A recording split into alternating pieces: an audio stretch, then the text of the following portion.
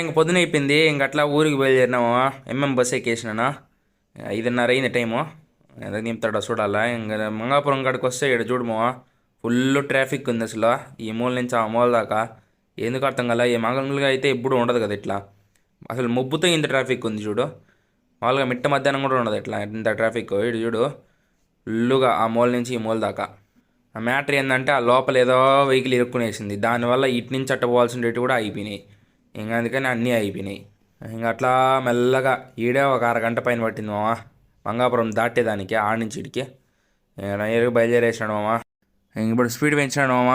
ఇప్పుడు మాదిరిగా పోతున్నాడు. ఇంక క్లైమేట్ అయితే చల్లగా ఉంది. ఇంక రొమ్చర్ల కాడికి వచ్చేసినాము. ఇక్కడ చూడు మామ, సన్ రైజా సూపర్గా ఉండలా వ్యూవా. ఇంక చూడు మొత్తం ఏవో ఆయిల్ ట్యాంకర్లు అన్నీ ఉన్నాయి. ఇక్కడ ఆయిల్ ట్యాంకర్లు ఏం ట్యాంకర్లు అయితే ఉన్నాయి.